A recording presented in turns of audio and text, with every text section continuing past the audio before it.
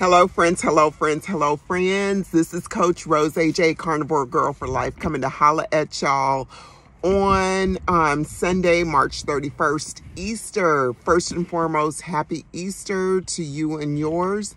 I hope that you guys are having just a phenomenal celebration.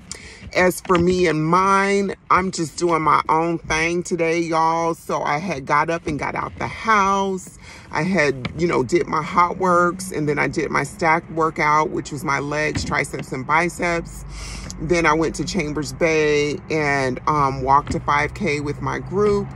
And then I avoided going home for a little while because, I'm going to tell you guys why, because my son-in-law was over there cutting the grass, and one of my la nietas was with him. And I was like, you know what? I've drained my tank, y'all. And then y'all know that sink situation that I was telling you about? Well, my husband had went to a young neighbor across the street because he had helped us with some stuff before, because I was like, figure this out. And so he's at the house now, trying to replace the sink and everything. So I'm just going to take my time getting home. But I wanted to spend a few minutes with you guys. Hopefully you're giving praises, or you're recognizing that there's no other day like today in history. There will never be another moment like today in history or in time, right? So, y'all, I want to talk to you about healing, right? You and I and the next person cannot heal what we are trying to conceal, right? So in the darkness, if we're trying to heal from whatever, our life situation has been, if we're trying to do it alone, I have found that, yes, you can heal alone. You can heal alone.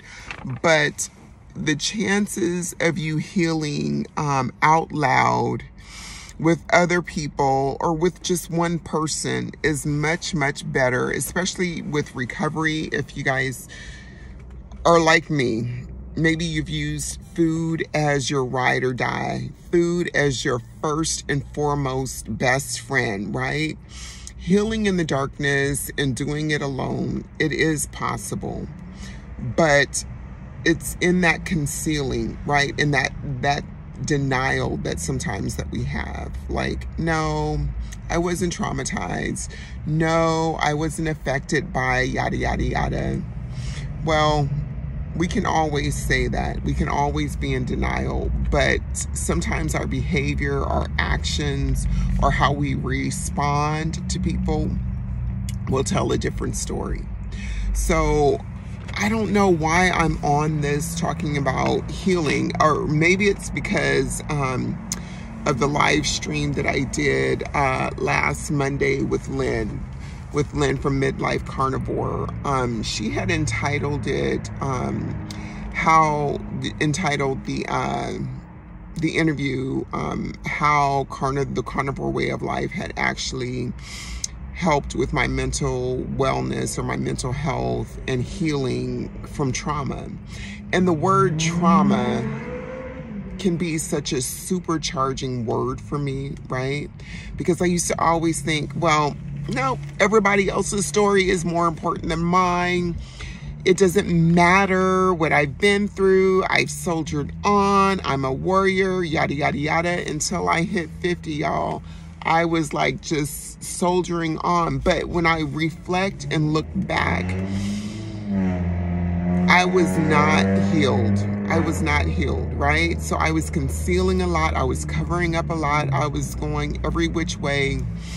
Food helped me, y'all. Food helped me.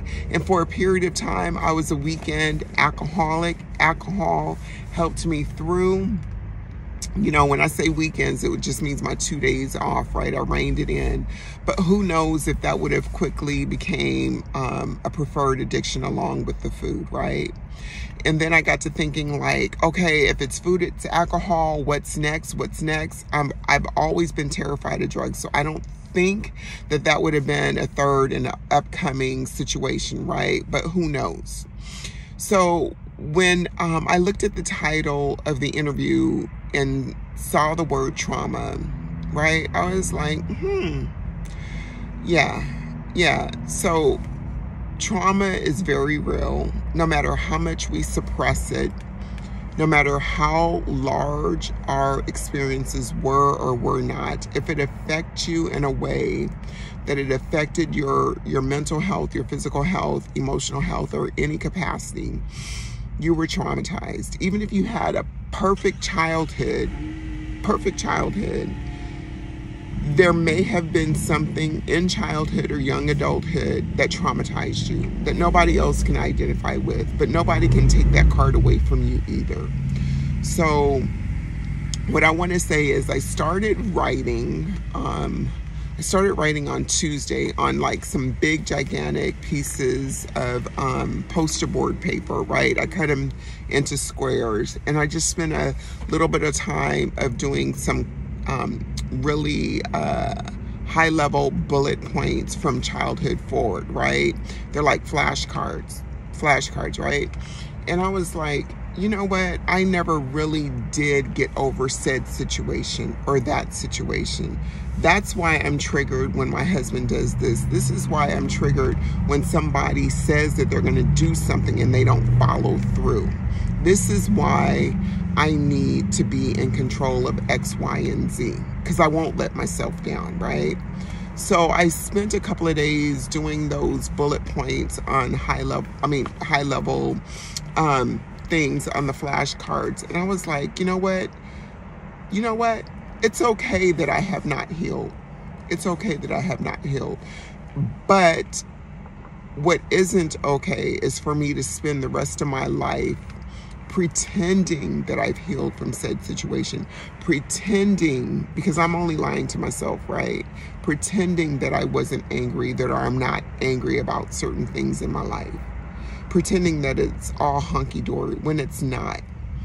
Now, y'all, it's Sunday. It's Easter Sunday, and I don't know if I'm on a mission to just give testimony or on a mission to just share that even though, you know, survival was always at the top of my game, and I'm thriving now, but there's some areas that obviously I'm reflecting back on that I'm not thriving in. But this is what I want to say to you guys today is you cannot heal from what you conceal. I see you, my friend. I see that you're trying to heal. So those are the words that I'm saying to myself. I see myself, and I see that I'm trying to heal from certain situations or experiences, and I'm no longer willing to shove them under the rug, right? And I'm rooting for you, my friend, that I see that's trying to heal. And I'm also rooting for myself first and foremost, right? I've got to root for myself because no one knows about the darkness that I've gone through, that I'm going through, and no one really knows about the darkness that you've gone through or that you're going through, right? It's only in sharing, in revealing, exploring verbally, writing it on paper, going to see a therapist, doing some bibliotherapy, whatever it takes, right? No longer shoving it under the rug or behind closed doors or stuffing it down with food, that we can actually begin to heal. And I do want to say that you can do hard things. I know I can do hard things. I know I can. And I know you can too, for reals. But this is the thing. I have found that I cannot find peace within myself. I can't find, if I cannot, okay, honestly, y'all, because I wrote these notes, because, you know, I just be rambling sometimes, okay? But seriously, the deal is I found that if I can't find peace within myself, if I can't find happiness within myself, I cannot find it anywhere else. 30, 40 years ago, I used to look to others to take care of me. I used to look to others to make me happy. I used to look to others to supply me with what I needed emotionally. It was only through growth. It was only through doing hard things that I found out that if I relied on myself, if I took care of myself emotionally, mentally, physically, financially, if I took care of myself first and foremost, that I would have long-lived success in those areas, right? I had to stop relying on my husband. I had to stop relying on my daughter. I had to stop relying on my friends and community to do what I needed them to do or what I expected them to do when I needed to do those things for myself. I needed to make myself happy. I needed to work through whatever I was in pain about. Only through working through certain situations, certain recycling thoughts, you know, thoughts that kept circulating in my mind, only working through those could I find peace, could I find wellness, could I find healing. And one of the things that I had a problem with when I was about 20, 25, somewhere up in there, I was really stuck in a place that was so painful. So you guys know I started working out at 20, shortly after I had my daughter. And I found relief with working out. It was the endorphins, it was the BDNF, you know, the growth factor, the brain neurological growth factor, you know, it's like fertilizer for your brain. I got hooked on that. I got hooked on exercise, obsessively exercising.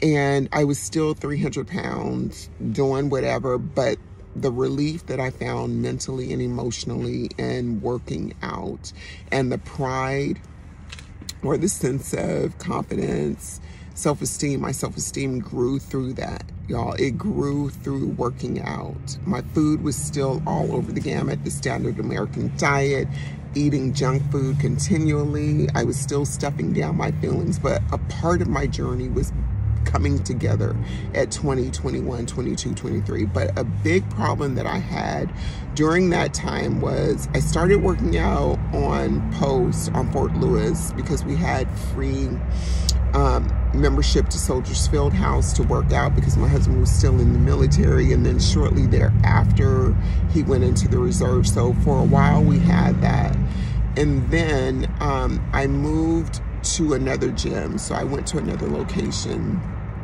which was in University Place. It was called Total Woman. So it was an all women's facility.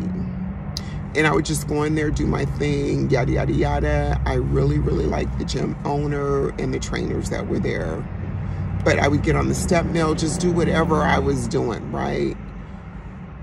Sometimes people irked me, especially women that were small, petite, had it going on. Y'all, I was envious. I was jealous.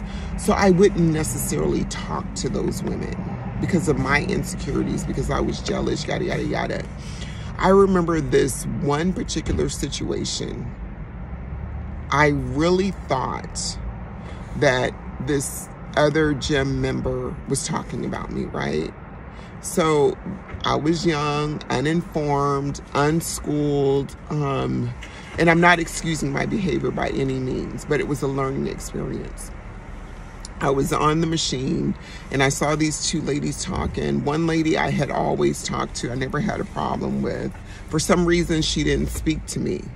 So I assumed that those two ladies were talking about me, that they were talking about me. So what did I do? I got off the machine after a few minutes because I could have swore that they were looking at me while they were talking. And I went over there and I said, you need to stop talking about me. If you got something to say to me, yada, yada, yada, yada, yada, yada, yada, just on and on and on, right?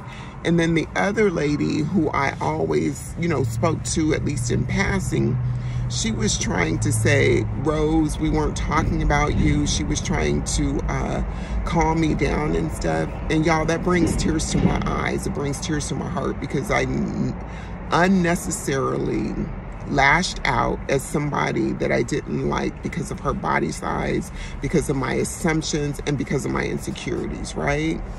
So that took me back to like high school days, or like with my stepmother, because she was Korean and she would talk in Korean to her friends and be looking at me and not including me in the conversation. They would be talking about me and stuff. So that kind of brought that trauma to head right then and there. And I was, I was just not in a good place, right? And I don't ever think I went back and apologized. I don't think I was mature enough at that point to apologize. But there was a lot of hostility from me, a lot of anguish, a lot of turmoil and anger. If I thought someone was talking about me, they may have just glanced in the general direction, but that stemmed from childhood, from my stepmother talking in her native language, which was Korean, to others about me. So do you guys see how trauma can go forward if you haven't healed from it, or if you haven't addressed it, or you haven't worked through it? So yes, I did work through that, but there's plenty of instances like that, right? So my friend, I don't want you to ever stop trying to heal. I don't ever want you to stop trying to heal, because you can do hard things, just don't quit. And a lot of times it ties in with the food, with the dietary protocol, being overweight, being anorexic, being bulimic, whatever your situation is, it ties all in.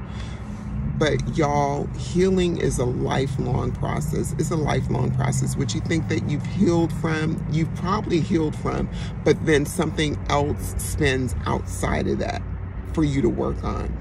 So please don't ever stop being willing to work on yourself. Please don't. So I want you to know that you can rewrite your life story at any point in your life that you want to. You can rewrite your life story at any point. I am choosing to continually rewrite my story, minute by minute, hour by hour, day by day, week by week, month by month, right? So I'm continually working on, and it's not always necessarily trying to improve upon and better myself from yesterday. No, I am always willing to work on rewriting my story. And that doesn't necessarily mean that I have to top yesterday and be better than yesterday, or even a year ago or 5 years ago. It just means for this moment in time, whatever my energy, whatever my feelings, whatever my pain, I need to be willing to rewrite that and reorchestrate it, work through it, or to be able to rewrite the title of my story, right? So you can do that, my friend. You can do it. I'm a continual work in progress, and I would hope that you would think that you're a continual work in progress as well. So this is what I want to tell you. I am Coach Rose AJ. I am the Carnivore Girl for life. And I'm hollering at you today on Easter, March 31st, to let you know, do not ever give up, my friend. Do not ever give up. Please, please, please put your CPR mask on first. Put your CPR mask on first. You must first save yourself, my friend. You must first save yourself, right? Advocate for yourself. Love yourself. Do for you what you can do for you. Please don't expect anybody to come save you. Please don't. Not the government, not your next door neighbor, not your mama, not your daddy, not your husband, not your kids, not the healthcare system. No one is coming to save you, my friend. You have to save yourself. You have to take care of yourself. You have to. There's no ifs, ands, or buts. You have to put your CPR mask on first so that you can go on and be good to yourself and be good to others, right? Because if you're always being good to everybody else and taking care of everybody else and doing for everybody else and hitting those high notes as far as succeeding in work, succeeding in the gym, succeeding in motherhood, succeeding in being a wife, who knows, right? If you're hitting all those points and you are doing everything else for everyone else and you are drained and you're not taking care of yourself as far as nutrition-wise, working out, spiritually, whatever it is, and there's no energy left for you at the end of the day or even in the middle of the day, and you have some resentments, you have some hurts, you have some angers, you have some hostilities up in you, listen to that. That's your inner voice. That's your inner wisdom. That's your inner goddess trying to tell you to take care of yourself. I spent years, my friend. I spent years. When I say years, practically from birth till I was 50, being angry, being hurt, all up in my feelings, stuffing my feelings, not working through my feelings, not wanting to feel my feelings, being angry at the world, being angry at my family, being angry at my husband, being hostile with people I didn't know, right? Just doing all the things. I was the hostess with the mostest, right? Just angry for no reason, right? Somebody that I didn't even know I would have an attitude with. All they said was good morning. I'm like, bitch, what's good about this morning? Right? So y'all roll with me. Put your CPR mask on first. Take care of yourself. Love yourself so that you can go out into the world and help those, be it your family, be it your loved ones, neighbors, community, and be all good with it, right? So your happiness, your self-preservation, you can find that within. You can find it within. So y'all, again, this is Coach Rose AJ, Carnivore Girl for Life, coming to holler at you on this Sunday. And I hope that you found some blessings. I hope that life is good your way no matter what. Today is the first day of the rest of my life. It's the first day of the rest of my life. And for you, my friend, this can be a day in your life, or it can be the first day of the rest of your life. I view every single day as the first day of the rest of my life. Every day, because I'm blessed to see another opportunity, to see the sun, to see my family, to say hello to my dog, my children. I mean, not my children, but my granddaughters, my daughter, yada, yada, yada. Y'all, let's be in it to win it. Let's be in it to win it. Stay blessed. Please do me a favor. Please do me a favor. Please like. Please share. Please subscribe. Please holler at a sister in the comments. Let me know what's going on in your neck of the woods and what you are doing to take care of yourself. To take care of yourself. My mental wellness is at the top of my list, along with my physical, mental, nutritional, and spiritual health. It's at the top of my list every day. At the top of my list every day. Y'all, when I was 50, when I turned 50, I hit my ultimate breakdown. My ultimate breakdown, right? God told me that if I tried to spend another 7 years in the career that I was in to get to retirement, I would be in such a deep depression that I would not be fully restored to my health. I got out of that career about 9 months later, and I cashed in my retirement. Y'all, listen to me. I cashed in my retirement so I could rest. When I say rest, I really mean rest, and work on my mental health, my wellness, and my future, right? There would have not been a future if I couldn't take care of myself a few years ago and shut everything down, right? So y'all, take care of yourself. Love you to the core. Talk soon. Bye-bye.